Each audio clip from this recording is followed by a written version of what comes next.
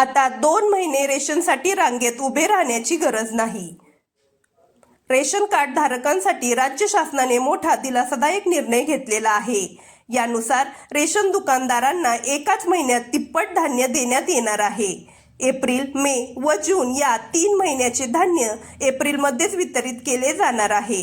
यामुळे लाभार्थ्यांना पुढील 2 महिने धान्य घेण्यासाठी रेशन दुकानदारांकडे जाण्याची गरज भासणार नाही। आर्थिकदृष्ट्या दुर्बल घटकांना याचा मोठा फायदा होणार आहे।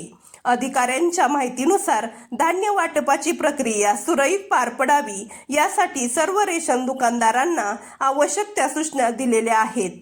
धान्याचा पुरेसा साठा उपलब्ध करून देण्याची खबरदारी घेण्यात आलेली आहे, पण धान्याच्या उपलब्धतेनुसार धान्य वितरित करण्यात येणार आहे। कोणत्या रेशन कार्ड धारकांना दिलासा?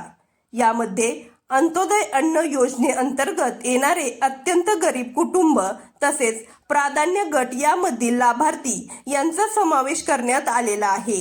या दोन्ही गटातील नागरिकांना एप्रिल, मे व जून या 3 महिन्याचे धान्य एप्रिल महिन्यात देण्यात येणार आहे। कोणते धान्य किती किलो मिळणार? प्राधान्य गटातील लाभार्थ्यांना प्रति व्यक्ती प्रति महिना 5 किलो धान्य दिले जाते। त्यामुळे 3 महिन्यासाठी एकूण 15 किलो प्रति व्यक्ती धान्य देण्यात येणार आहे। अंत्योदय लाभार्थ्यांना प्रति कुटुंब प्रति महिना 35 किलो धान्य देण्यात येते। त्यामुळे 3 महिन्यासाठी एकूण 105 किलो प्रति कुटुंब धान्य दिले जाणार आहे। यामध्ये तांदूळ व गहू यांचा समावेश असणार आहे। कशामुळे घेतला निर्णय? कडक उन्हाळा असल्यामुळे नागरिकांना वारंवार रेशन दुकानांमध्ये जायला लागू नये यासाठी हा निर्णय घेण्यात आलेला आहे।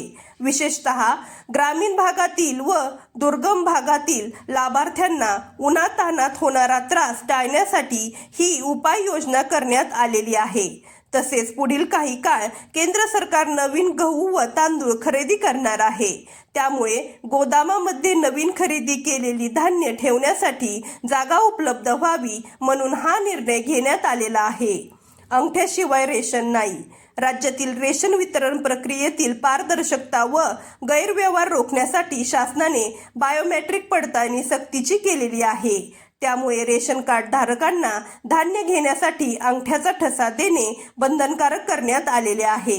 जर आपणास ही माहिती आवडली असेल तर आपल्या व्हिडिओला लाईक करा, शेअर करा, कमेंट करा आणि अशाच नवनवीन माहितीसाठी आपल्या चॅनेलला सबस्क्राईब करायला विसरू नका।